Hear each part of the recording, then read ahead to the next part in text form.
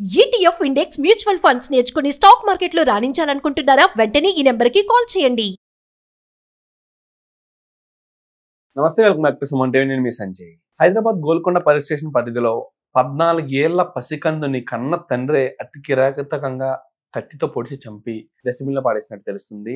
అసలు ఈ సంఘటన వెనక ఉన్న కారణాలు ఏంటి, అసలు ఈ సంఘటన వల్ల ఆయనకి పడే శిక్షలు ఏంటి, అసలు ఇలాంటి సంఘటనలు ఎందుకు జరుగుతున్నాయి అనే విషయంపై చర్చించడానికి ఈరోజు మనతో పాటు తెలంగాణ హైకోర్టు అడ్వకేట్ వెంకట శెట్టి గారు ఉన్నారు. ఆయనతో మాట్లాడి కొన్ని విషయాలు తెలుసుకుందాం. నమస్తే సార్. నమస్తే సార్. సార్, మరి చూసారు కదా సార్, అసలు జనరేషన్ అనేది ఎక్కడికెక్కడికో ముందుకు వెళ్తుంది. టెక్నాలజీ పరంగా కానీ, అసలు డెవలప్మెంట్ పరంగా అనేది భారతదేశం ఎక్కడికో దూసుకుంటూ వెళ్ళిపోతుంది. కానీ ఇలాంటి సంఘటనలు చూసినప్పుడల్లా ఇంకా ఎక్కడ ఉన్నాం మనం, ఏ సమాజంలో బతుకుతున్నాం, ఏ జనరేషన్లో బతుకుతున్నాం అనే ఇలాంటి ప్రశ్నలన్నీ వెలువెత్తుతూ ఉంటాయి. అసలు ఈ సంఘటనకి గల కారణాలు ఏంటంటారు? అసలు ఈ సంఘటనకి గల వెనకాల ఉన్న పూర్తి వివరాలు ముందు మాకు వ్యక్తపరిచి అసలు ఆయనకి పడే శిక్షల గురించి కొంచెం వివరిస్తారా మాకు? సో యాక్చువల్గా ఇప్పుడు ఏదైతే గోల్కొండలో అయిన ఇన్సిడెంట్ చూసుకుంటే మనము ఒక బేబీ గర్ల్ పుట్టిందని, అంటే ఆడపిల్ల పుట్టింది అని చెప్పేసి వాళ్ళని చంపేసి ఏదైతే డస్ట్బిన్ లో వేయడం జరిగింది, అంటే ఒక చెత్త కుప్పలో, బజార్లో ఉన్న ఒక చెత్త కుప్పలో వేయడం అనేది జరిగింది అని ఒక న్యూస్ కూడా వచ్చింది అనమాట రీసెంట్ గా. సో అది ఏంది అని అంటే, ఎప్పుడైతే వాళ్ళ మదర్ బేబీ కనపడట్లేదు అని చెప్పి ఒక మిస్సింగ్ కంప్లైంట్ అనేది ఇవ్వడం జరిగింది. దాని తర్వాత ఆ బేబీ అనేది చెత్త కుప్పలో దొరికింది.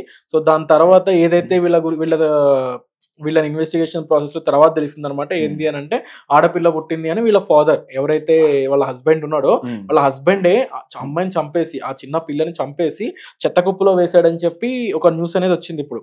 సో ఇక్కడ ఏంది అని అంటే, చాలా మంది అమ్మాయిలు పుట్టడానికి ట్రై చేస్తూ ఉంటారు. సో అమ్మాయి అంటే లక్ష్మీదేవి అని ప్రతి ఒక్కళ్ళు అనుకుంటారు.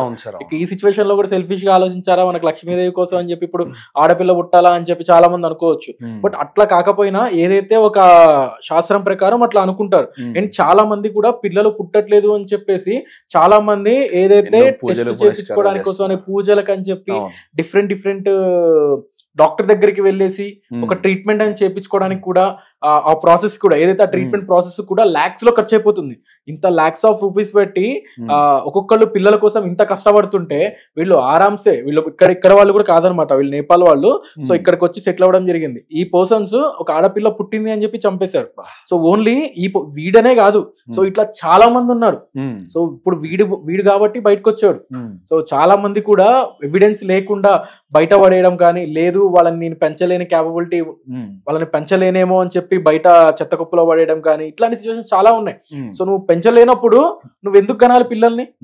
సో అంతే కదా, నీకు పెంచలేని క్యాపబిలిటీ, నీకు ఒకవేళ వాళ్ళని చూసుకోలేని క్యాపబిలిటీ నీకు లేదు అనుకో, ఆ క్యాపబిలిటీ నీకు లేదు అన్నప్పుడు మ్యారేజ్ చేసుకోకూడదు. అండ్ అదే కాకుండా పిల్లల్ని కనకూడదు. సో నువ్వు ఏమంటావు, నీ సెక్స్ సుఖం కోసమో లేకపోతే నీ శారీరక సుఖం కోసమో నువ్వు ఒక మ్యారేజ్ చేసేసుకొని వాళ్ళని పుట్టిన తర్వాత వాళ్ళని రోడ్డు మీద పడేయడం కానీ, వాళ్ళని చంపినా కానీ అదొక పాపం. అండ్ అదే కాకుండా వీళ్ళని చూసి నెక్స్ట్ వేరే వాళ్ళు కూడా తయారవుతారు ఇలానే.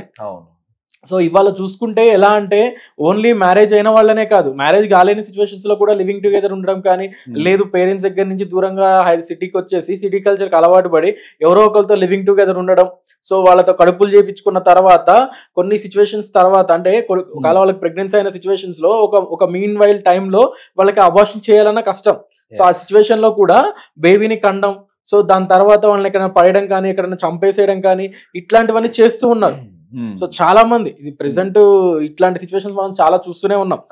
సో ఇలా చాలా చోట్ల చూస్తూ ఉన్నాం. కాబట్టి నేను చెప్పేది ఏంటి అని అంటే, ఇన్ కేస్ ఎవరైనా కానీ ఇలా చేస్తున్న సిచ్యువేషన్స్ లో, ఎవరైనా ఇలా చేస్తున్నప్పుడు వాళ్ళ మీద మనం కరెక్ట్ పనిష్మెంట్ ఇవ్వాలి అని అంటే, సో వాళ్ళ మీద గినక బిఎన్ఎస్ యాక్ట్ సెక్షన్ 91 ప్రకారం వాళ్ళ మీద కేసు ఫైల్ చేస్తే వాళ్ళకి 10 years వరకు పనిష్మెంట్, 10 years వరకు ఇంప్రిజన్మెంట్ అనేది వేయడం జరుగుతుంది.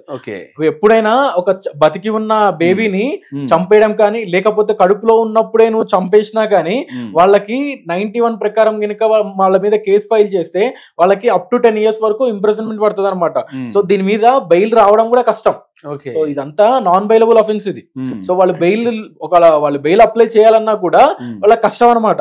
సో ఇట్లాంటి సిచ్యువేషన్స్, చాలా సిచ్యువేషన్స్ ఎక్కడ అయిపోతాయి అని అంటే, ఏదైతే లివింగ్ టుగెదర్ ఉన్న సిచ్యువేషన్స్ లో చాలా మంది అబార్షన్ చేయించుకుంటారు. కొంతమంది అయితే వాళ్ళ నెట్వర్క్ యూజ్ చేసుకుని ఆడపిల్ల అన్న తర్వాత ఏదో ఒక టాబ్లెట్ వేసి చంపేయడం కానీ. సార్, ఇక్కడ ఆడపిల్లలకి ఎలాంటి అగత్యాలు జరుగుతున్నాయి, కానీ ఇప్పుడు మన సమాజంలో చూసుకుంటే 180 మంది 75 మంది మాత్రమే ఆడపిల్లలు ఉన్నారు. అందులో దగ్గర చూసుకుంటే 125 మంది అబ్బాయిలకి పెళ్లిళ్ళు కావట్లేదు, పిల్లలు అది దొరకట్లేదు. అది ఎవరికి అలాంటి తెలియదు క్లిష్ట సార్. పరిస్థితి తెలుస్తుంది. బికాజ్ ఏంది అని అంటే ప్రతి మ్మ్. ఒక్కడు ఏంది అని అంటే అరే ఆడపిల్ల పుట్టిందా అని ఏం చే సో ఇక్కడ ఆడపిల్ల పుట్టినా మ్మ్. మొగుడు పుట్టినా ఒకటే. ఇప్పుడు అమ్మాయి పుట్టింది అనుకోండి, మ్యారేజ్ చేస్తాము, ఒక ఇంటికి పంపిస్తాం. మ్మ్. సో వాళ్ళకి ఏదైతే ఫర్దర్ గా వాళ్ళకి ఇవ్వాల్సినవి వాళ్ళకి ఇచ్చేస్తాం. అబ్బాయి పుట్టిండు అని అంటే వాడు జాబ్ చేయలేదా, వాడు సెట్ అయ్యేదాకా వీళ్ళకి కష్టాలే ఫ్యామిలీ వాళ్ళకి. అవును. సో రేపు పొద్దున వాడి గనక పెళ్ళం మాటినో లేకపోతే వీడు తాగి తందనాలాడి ఆస్తులు పోగొట్టినా చేసేదేం లేదు. మ్మ్. సో అందరూ ఉంటారని నేను చెప్పట్లేదు, ఎవరో కొంతమంది ఉంటారు అట్లా.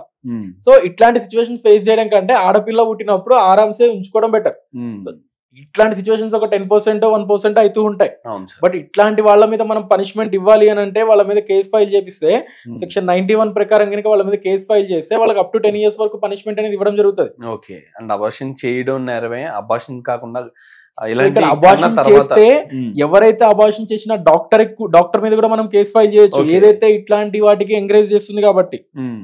సో అందుకనే ప్రతి ఒక్కళ్ళు టాబ్లెట్లకు వెళ్తున్నారు అందుకే ఈ మధ్య.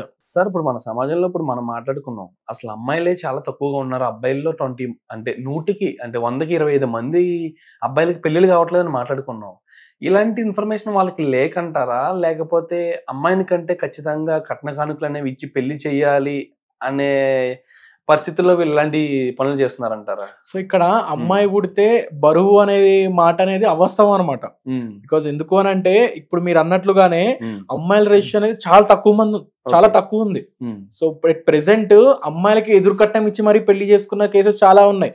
ఓకే. ఎందుకు అని అంటే అమ్మాయిలు దొరక్క మ్మ్. అండ్ ఒక క్యాస్ట్ వాళ్ళు ఇప్పుడు కొత్తగా అయిపోయింది. సో అంతకు ముందు ఒకటే క్యాస్ట్ వాళ్ళని చేసుకోవడం ఇది కామన్ అయిపోయింది. అట్ ప్రెసెంట్ ఏంది అని అంటే క్యాస్ట్లో కానీ లేకపోతే వాళ్ళ ఏరియాలో కానీ అమ్మాయిలు దొరక్క వేరే కాడ నుంచి మరి మ్యాచింగ్ చూసుకొని పెళ్లి చేసుకోవడం కానీ, లేదు వేరే క్యాస్ట్ అమ్మాయికి కూడా డౌరీ ఇచ్చి మరి అంటే ఎదురు కట్నం ఇచ్చి మరి పెళ్లి చేసుకునే సిచ్యువేషన్స్ ఉన్నాయి. ఓకే. సో అంతకు ముందులాగా ఉన్న సిచ్యువేషన్ వేరు. ఇప్పుడు మ్మ్. వీళ్ళు ప్రతి ఒక్కళ్ళు ఏంటంటే వాళ్ళ కట్నాలు ఇవ్వాలి. సరే నువ్వు కట్నం ఇద్దాం అనుకున్నావు, మ్మ్. కట్నం ఇచ్చి ఒక ఇంటికి మంచి ఇంటికి పంపిద్దాం అనుకున్నారు అనుకోండి, మ్మ్. రేపు పొద్దున్న కొడుకు పుడితే నిన్ను మంచి చూసుకుంటానికి గ్యారంటీ ఏముంది? అవును.